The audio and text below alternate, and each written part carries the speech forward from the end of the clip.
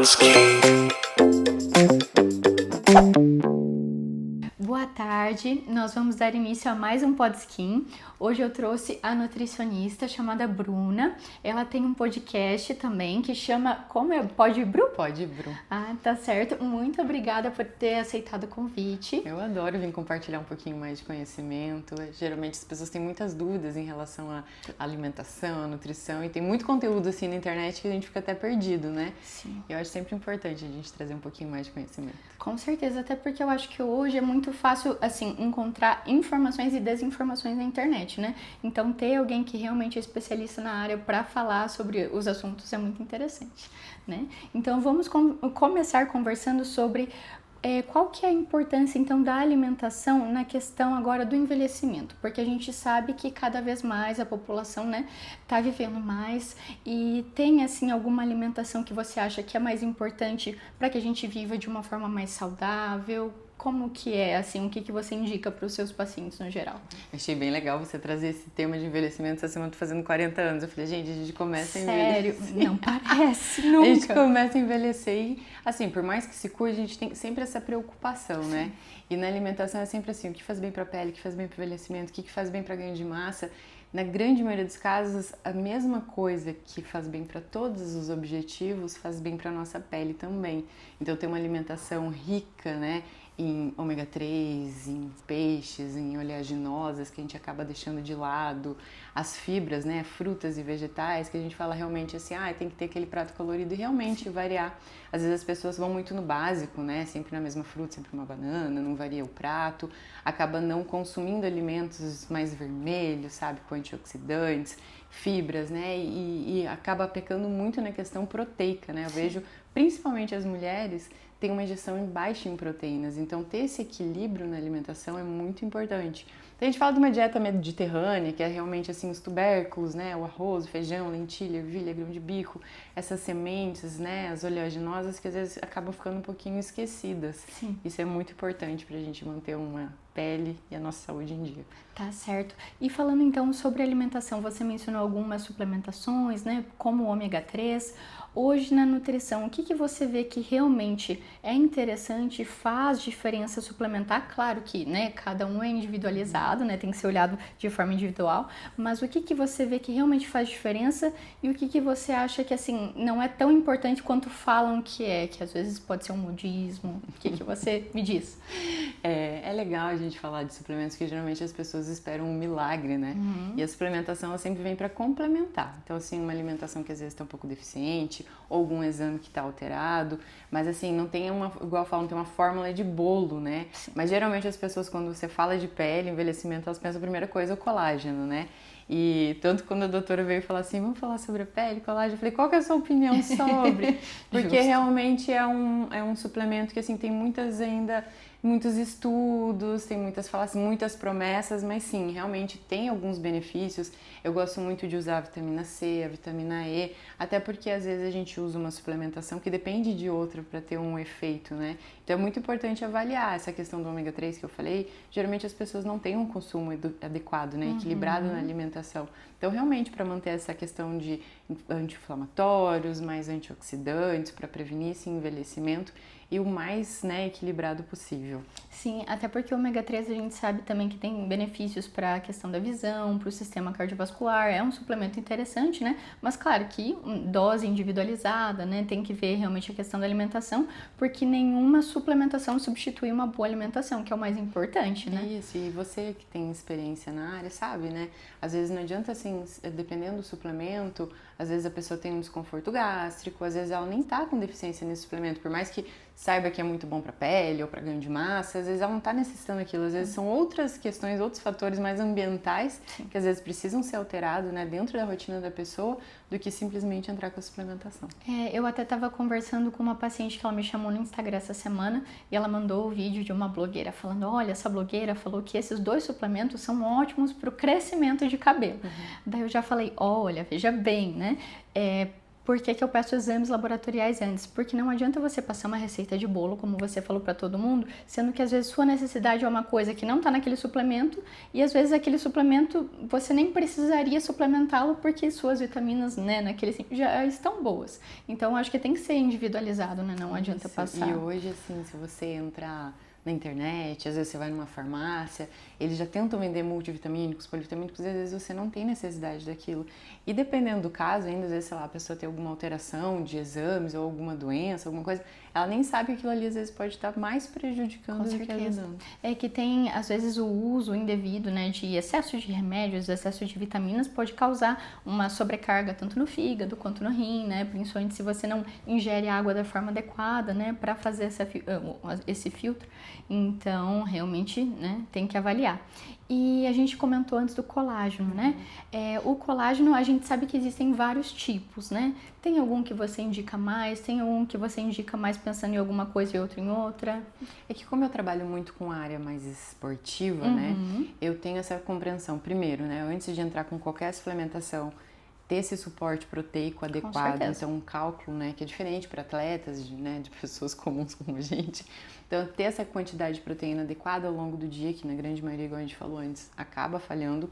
E aí eu uso muito o colágeno tipo 2 para articulações, cartilagens, junto com alguns outros compostos, né, MSM, o ácido hialurônico, para melhorar realmente essa lubrificação, diminuir às vezes alguma inflamação ou alguma lesão que eles já têm, ou pós-cirúrgica, enfim. Pensando na questão de pele, eu ganho muitos suplementos e amostras e tudo mais, as pessoas realmente compram muito o colágeno hidrolisado, então eu explico dessa questão, porque às vezes eles acham que simplesmente por consumir o colágeno você vai estar produzindo esse colágeno na sua pele.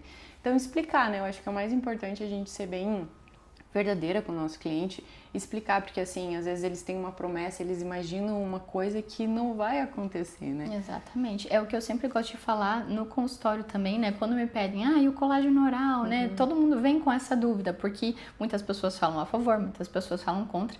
O que eu sempre oriento é que o colágeno é a base de proteína, né? Então, o primeiro é realmente ter uma ingesta adequada de proteínas, como você bem frisou, no dia a dia, porque senão também aquele colágeno que a gente tomar, o corpo vai priorizar que ele seja levado para as áreas que o corpo entende que são prioridade, né?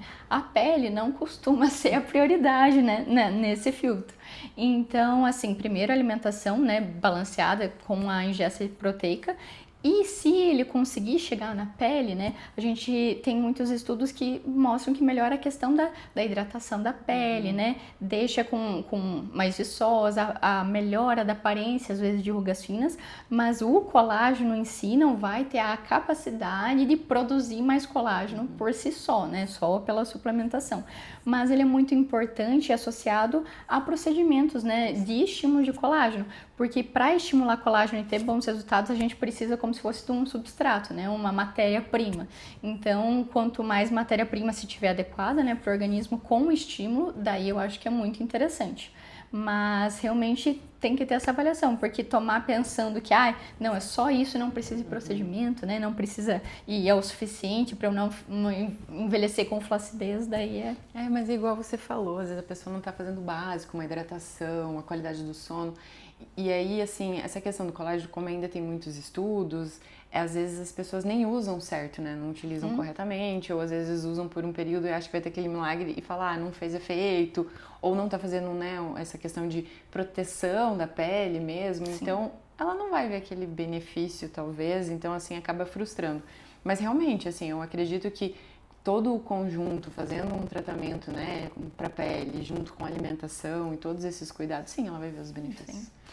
E agora ainda falando então sobre a questão da alimentação, né, do envelhecimento, a gente sabe que com o passar do tempo, às vezes as pessoas vão desenvolvendo algumas questões cardiovasculares, né, então alguns problemas de coração, colesterol, problemas renais.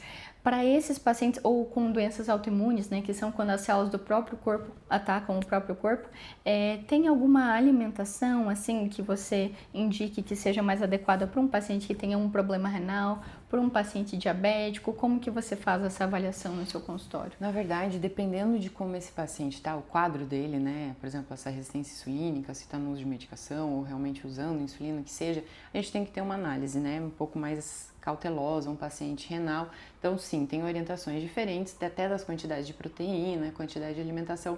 Mas, assim, se a gente fosse falar em questão geral, acho que todo mundo deveria ter este cuidado, evitar, né, os embutidos, evitar os alimentos ultraprocessados, o excesso de açúcar realmente que faz esse aumento da produção de radicais livres para conseguir melhorar esse aspecto da pele.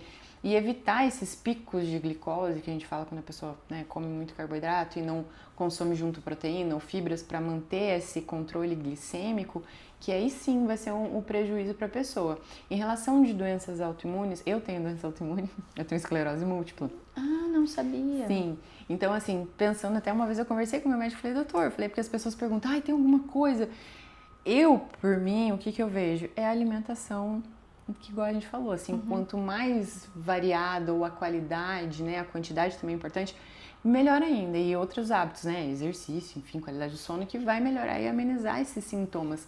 Então, assim, não tem nada específico. Quando fala assim, tira glúten, tira lactose, é muito individual e, assim, esse paciente realmente tem alguma intolerância, ele precisa retirar, isso realmente está fazendo mal, ou ele tem uma questão intestinal que precisa ser observada, aí sim, às vezes, em alguns momentos, a gente faz uma redução para melhorar o quadro do paciente, mas nem sempre é algo que ele vai precisar fazer pro resto da vida. Às vezes é por um momento que a gente faz alguma modulação para tentar melhorar o quadro, porque às vezes se ele não tá com o intestino legal, tá inflamado, ele não tá absorvendo bem, então às vezes tá suplementando, então uma coisa tá relacionada à outra, né?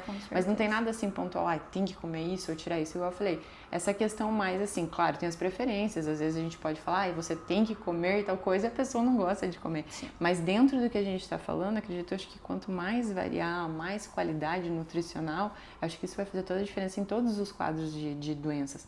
E aí, claro, né, mais específicos, um hipertenso, alguém que tem alguma dislipidemia, ter realmente esse controle mais de qualidade, de variar, né, ter esse controle junto com o médico para ver qual medicação está usando, para melhorar o quadro desse paciente. Com certeza. E uma coisa que eu estava lembrando agora também, que eu observo muito no consultório, queria saber se você também observa, pacientes com psoríase. A gente vê que eles têm uma tendência maior, né, genética até, de desenvolver síndrome metabólica, né, então aumento da circunferência abdominal, questão de obesidade, problemas cardíacos, e a gente observa uma relação muito forte com a questão do peso, que tem pacientes que às vezes não é tanto a questão do peso, mas tem muitos que se eles aumentam muito o peso, desenvolvem mais placas, e se eles emagrecem também diminui a questão de placas. Eu não sei se você tem muitos pacientes que tenham psoríase, se você já observou essa relação. Eu não tenho muitos, mas já peguei sim, que chega às vezes totalmente ali o quadro agudo, que aí você vai conversar, você vê, geralmente você já vê até nos exames laboratoriais que já tem alguma alteração, né, questão da insulina um pouco mais alta,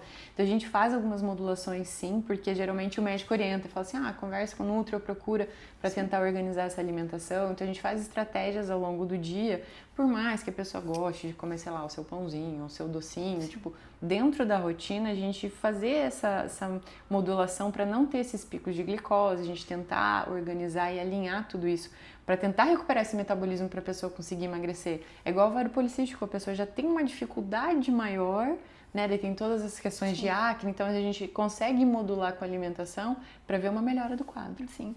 E como que é a questão do álcool no processo, às vezes, do emagrecimento ou a longo prazo para a questão de saúde? O que você orienta, geralmente? O álcool, ele vai ser ruim em qualquer quadro, pensando em resultado estético ou performance que seja no esporte, porque ele vai atrapalhar toda a nossa produção, né? Então, assim, você vai ficar mais retida, você vai ter um envelhecimento maior da pele, você sofre o risco maior de lesões, por exemplo, para quem pratica esportes, para quem quer emagrecimento, são calorias vazias que a gente fala, né? A pessoa está consumindo uma bebida ali que não vai trazer benefícios, não tem calorias ou vitaminas ou nutrientes para aquele corpo. Fora toda a questão que às vezes a pessoa utiliza a bebida pensando em ter um sono de qualidade, piora o sono. Então, são várias coisas. No outro dia, às vezes, fica mais indisposta, daí não vai treinar. Então, o álcool, em geral, ele não vai fazer bem. Claro que às vezes a pessoa quer tomar uma tacinha de vinho e tal, mas eu digo o excesso desse álcool e a frequência, independente do resultado, do objetivo que ela tenha, estético ou não, vai sempre estar atrapalhando, né? Sim. E agora a gente também mencionou a questão do emagrecimento. Agora as pessoas estão usando cada vez mais, né, medicações para emagrecer. E como inibe um pouco a questão do apetite, você tem percebido às vezes quadros de desnutrição porque a pessoa está sentindo pouca fome, daí quando come ainda come errado? Como que está sendo? Eu ouvi esses dias, inclusive, né, o paciente estava utilizando, né, uma medicação e, claro, ela reduz o apetite, então ela olha aquele prato de comida, arroz, feijão, carne, ela não consegue comer. Ou ela dá uma beliscadinha, então a proteína com certeza ela não vai conseguir comer, porque já dá mais saciedade, ela já tá se sentindo saciada o tempo todo. Ela não tem ânimo para treinar, então ela vai treinar mal. E a questão proteica, né? Então, assim, ela tem uma redução. É normal ter uma redução de massa magra, que é diferente da massa muscular. Então, tem aquela redução do peso magro, porque ela não tá comendo carboidrato. Então, o glicogênio, ele vai murchar. E aí vem a flacidez de pele junto, né? Então, assim, uma coisa vai puxando a outra. O que as pessoas não estão tendo essa compreensão, e eu tenho ouvido, é assim, se eu engordar de novo, eu uso mais 2, 3 quilinhos. E aí estão comprando, né, no Paraguai, usando, assim, sem noção dessa realmente... do perigo que é, né? Porque assim, a pessoa tá tendo um emagrecimento na balança, mas ela não tá vendo o que ela tá perdendo. Ela tá perdendo gordura, porque perder esse peso magro, ele nunca vai fazer sentido, ele não é interessante, né? Porque para você recuperar isso depois é muito difícil. Então, eu não discordo do uso para quem realmente tem indicação, para uma paciente obesa, ou para quem já tem a questão de diabetes, né, e precisa melhorar o quadro. Mas eu vejo hoje que as mulheres têm essa busca para 2, 3 quilinhos a mais que não tá conseguindo perder, vai buscar medicação. E aí, esses 2, 3 quilinhos que às vezes ela perde, é um peso bom, né? Um peso magro. Então é complicado. E aí vem a questão de pele, né? O que a gente percebe hoje, não sei você, mas eu acredito assim, às vezes você fica sem ver a pessoa, você vê uns 15, 20 dias, a pessoa, nossa! Sim. Aí você já tem a percepção porque o rosto dá aquela murchada, né? A pessoa murcha. Não, porque a gente consegue perceber também quem realmente fez o acompanhamento nesse processo, porque realmente tem toda essa questão nutricional. Então, se fez acompanhado de um nutricionista, fez fazendo atividade física ou fez também acompanhado de procedimentos de estímulo de colágeno, a pessoa não desenvolve aquela flacidez, né, tão evidente. Porque uma coisa é você prevenir a flacidez, a outra é você tratar depois que ela já está estabelecida. O resultado nunca vai ser o mesmo, é sempre melhor para a pessoa que já está se cuidando durante o processo de emagrecimento. Isso vale para tudo, né? A alimentação, atividade física, para procedimentos. E nesse processo, já que você falou que trabalha muito com essa questão de corpo, né? Agora para atletas, tem o uso da creatina tem sido muito falado, né? Muito indicado para atletas, mas tem pessoas que falam às vezes para a questão dos idosos, né? Que talvez seja interessante para a questão de cognição. Você tem o hábito de prescrever a creatina, de indicar o uso? Sim, quando a gente fala de suplementos, eu gosto de falar assim, tem suplementos que têm nível altíssimo em evidência científica. A creatina e a cafeína são os mais estudados. Então, a creatina, pensando assim, antigamente, eu achava que era só para pessoa que praticava atividade física, né? Exercício, para ganhar massa e tal. Tudo bem, ajuda, né? No ganho de força, na recuperação, melhora de performance. Mas agora tem mostrado muito até o uso dentro de hospital para um paciente acamado, porque ele ajuda a prevenir essa redução de massa magra. Sim. Então, é um suplemento que hoje, independente se você treina ou não, faz efeito, porque ele tem uso crônico, então você utiliza todos os dias. E por mais que a creatina, né, seja um aminoácido, uma parte de proteína, na nossa alimentação a gente não consegue a quantidade que a gente necessita. Então, por isso é um suplemento que realmente, assim, tem que ser suplementado. Sim. Né? Diferente de uma proteína, tipo um suplemento de proteína, uma whey protein, uma proteína vegetal e tal, que na alimentação a gente consegue bater. Mas nesse caso da medicação, como a pessoa não consegue ingerir a alimentação, provavelmente uma suplementação de proteína é super necessária. Sim. Então, a creatina até para criança hoje já tem sido indicada. Nossa. Essa parte cognitiva está sendo estudada mais, mas já começamos a fazer essas indicações, porque realmente, né, os pacientes idosos, a tendência é o quê? Né, essa perda de massa muscular muito agravante, então a gente tentar melhorar, né, prevenir esse envelhecimento e fazer envelhecer da melhor forma possível. Então, se é um suplemento que melhora a disposição, né, melhora essa questão, segura essa massa muscular, sim, por que não utilizá-lo? Né? Sim. E para os atletas, então, já que você trabalha muito com isso, tem alguma coisa que também, assim, você dá de orientação, de dica que você acha importante ser mencionado que a gente já não tenha comentado? Geralmente, assim, essa questão é mais o que você deve comer antes ou depois para melhorar a performance ou recuperação muscular, né? Então, que as pessoas às vezes não têm essa noção de, por exemplo, vai fazer um treino de força, né? Acham que às vezes vai comendo uma banana no carro e aquilo ali que vai ajudar como pré-treino. sempre pensa que o pré-treino é algo muito imediato, que, né, que come meia hora antes, 1 hora antes. E na verdade o pré-treino é que você comeu 4, 5, 6 horas antes que você conseguiu digerir, metabolizar, armazenar como glicogênio para você ter força para executar essa função. Então quem treina pela manhã, o mais importante é comer na noite anterior. Então essas questões que às vezes as pessoas ainda ficam em dúvidas, né? Acho que tem que comer alguma coisinha. Mas aí, claro, vai muito assim, o nível do exercício, né? O mal-estar no exercício, então tem pessoas que conseguem treinar em jejum. Sim. Tem pessoas que se forem treinar em jejum vão ficar tontas, fracas, já tem uma glicose mais baixinha pela manhã. Então são orientações meio pontuais. E aí sim, né, entrar com um pré-treino imediato só para manter essa glicose um pouquinho mais alta. Às vezes até uma torrada com doce, uma geleia, ou até uma fruta, um copinho de suco de uva para dar uma energia rápida. E pensar na recuperação, né, no pós-treino, né, recuperar essa musculatura, esse tecido, para você no outro dia tá disposta, conseguir treinar bem. Então, isso que às vezes a pessoa falha. Às vezes treina no final do dia e vai comer uma fruta, vai dormir, ou não come nada, sabe? Então, tem que ter essa proteína pós-treino para melhorar também a recuperação. E assim, suplementação para quem faz exercício, geralmente eu uso bastante a creatina. Para atletas mais, né? A gente usa beta-alanina, que é um suplemento que diminui a fadiga muscular. Aí tem os pré-treinos, com cafeína ou não, aí depende, né? Porque ajuda em foco, concentração. E depende do esporte, né? Se é um corredor, se é um jogador de futebol. Aí tem outros suplementos que a gente consegue incluir dentro da rotina ali para melhorar a performance. E no geral, você indica colocar assim a proteína, nem que seja numa porção menor, em todas as refeições?